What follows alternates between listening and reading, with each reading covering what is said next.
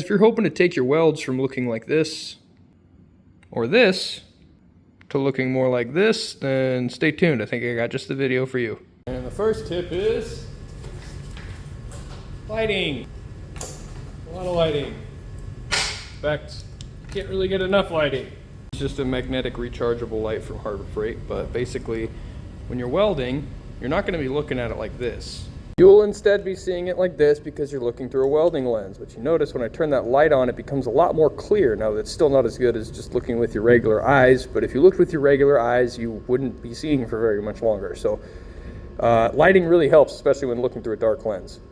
Once you get more experienced at welding, you start to be able to kind of weld without seeing, but actually knowing where that seam starts is going to save you a lot of time. So lighting is definitely worth it. Again, not every welding lens is the same. This lens I just cleaned, and even with the clean lens, it's still pretty murky. See, this lens is dirtier and a bit harder to see through. Actually brings me to my next point, which is keeping your welding lens clean. Now, they're not very expensive to replace, but I currently don't have any replacements, so keeping them clean and tidy is a good way to save money. Now, you can use glass cleaner, lens cleaner, any old cleaner, but furniture polish actually does a really good job at restoring and keeping the lens lasting a lot longer. I couldn't tell you why. I've just noticed that furniture polish, you know, the lemony scented weird stuff, that stuff does a really good job. So I'd recommend that and glass cleaner. Clean it first and then throw that polish over as sort of a protective coating. That's my recommendation, but keeping your lens clean makes a huge difference. Next tip is going to be highly dependent on the actual process you're using. So right here I just got a couple of random pieces of scrap. It's nothing like the shape of this doesn't matter. I'm just trying to demonstrate the weld here. So oftentimes I find it easiest if the process produces slag, which is this dusty stuff here. That was flux core.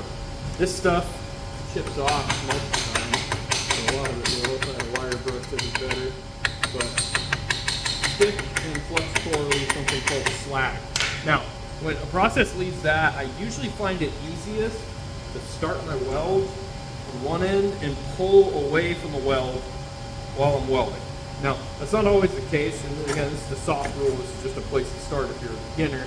But most of the time, it's going to make things a little bit easier for you. I'll demonstrate. I'll pull this weld and then I'll push the other one.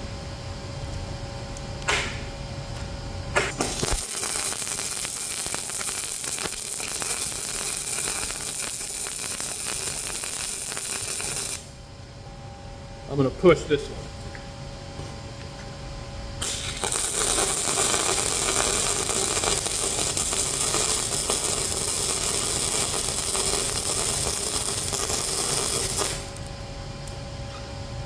Alright, so here we have the one that I tried to push. Now that's not like gonna fail or anything. The weld is okay. It just doesn't look very good and it was kind of choppy and not very smooth to weld.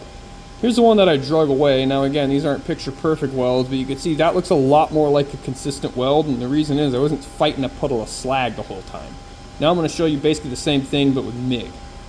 I'll just have to put the gas up to it and swap out the wire, but the main difference is that MIG uses shielding gas instead of a physical flux that burns off, so it won't be leaving behind residue.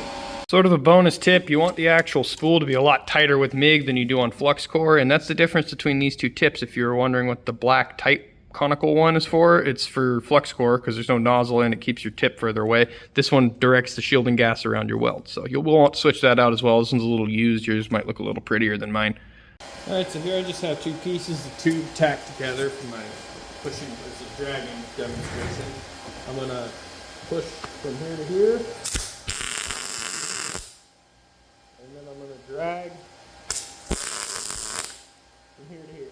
So that way you can just kind of be the good yourself.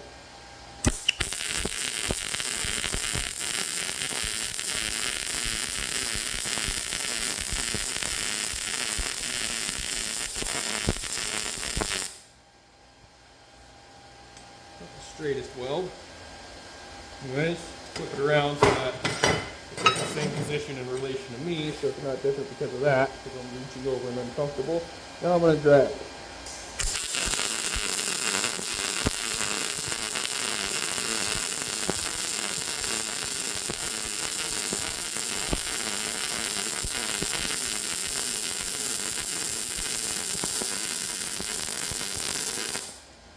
Now this first weld I'm showing you is the one where I drug it, and you can see there's a little bit of lack of fusion there, and it seems to kind of just stack the weld on top of itself more than anything. Now this would work, but I don't think it looks as good, I guess, as this one. Now it's much more uniform penetration, the weld's just easier to kind of throw in there, and to me that just looks a little nicer. Now I had a bit of a shakier start there, but I think that's a better weld than this one. Now, like I said, both of these will work, and a lot of it comes down to what you're more comfortable doing. If it's more comfortable and easier for you to drag, drag it. If it's more comfortable and easier for you to push it, push it. But this is just kind of a general starting point in my opinion. If there's no slag, I think pushing is easier. Now, the next tip I have for you to make better welds is to get comfortable. Now this tip is obviously super specific to the individual because my opinion of comfortable isn't your opinion of comfortable.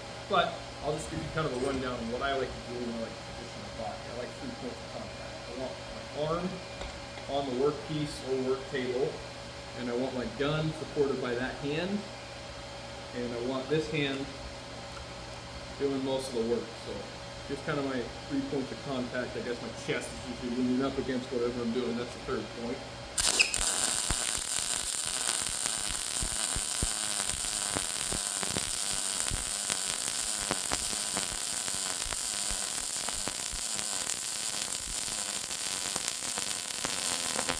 Now for this one I was nice and cozy in this chair. The next one, to demonstrate how out of position and uncomfortable welding can affect your weld beads, I'm going to stand up and just kind of bend over. I should word that differently.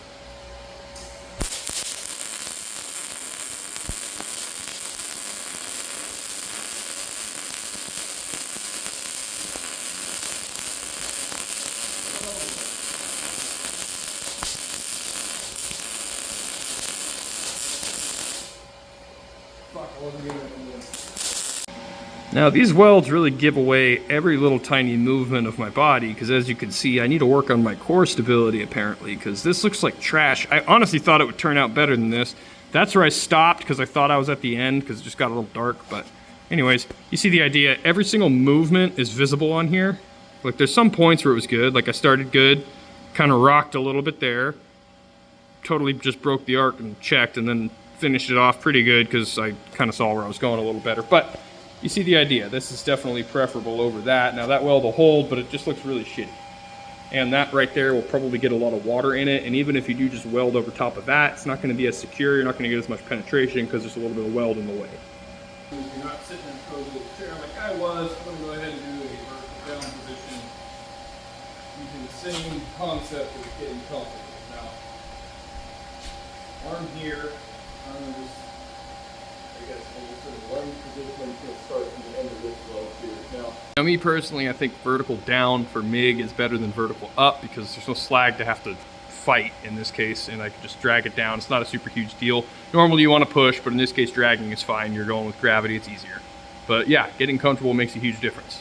And you'll see that I switched from flux core to MIG. I'm going to show you what happens if you don't do that properly. So on this machine it's real easy because everything's in the front, but on MIG you want your negative to be the ground and your positive to be the stinger. But with flux core you want that reversed. Now I'm still on the MIG side, but real quick I'm going to show you what happens if you don't have your polarity correct. And this can also affect stick welding as well. There's certain cases where you want to run DC negative, DC positive in stick welding, but just to show you what the wrong polarity will do generally with welding. So we're here just in front of those welds with the slade, and I'm going to lay a bead with the wrong polarity real fast, and then one with the correct polarity.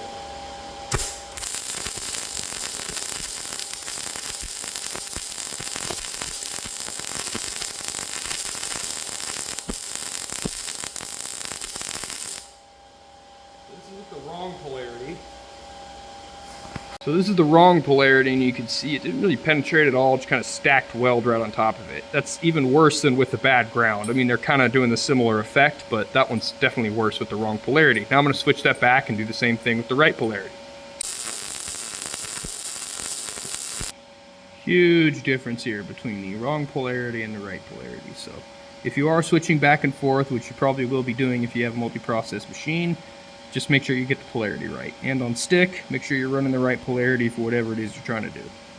And the last tip is practice. Practice everything I've just said, practice anything else anybody said to you that might be good advice, might be bad advice. Test out the advice, learn for yourself. The only way to get good at this is by doing it over and over again. It's a muscle memory skill. You're learning something with your hand. Now, all the other knowledge and things to make your life easier, you'll get that as you go. But practicing is really the best way to get good at this. Now, that's really all I have to say here. If you did enjoy the video, please consider liking and subscribing. Other than that, hope you have a wonderful rest of your day. God bless.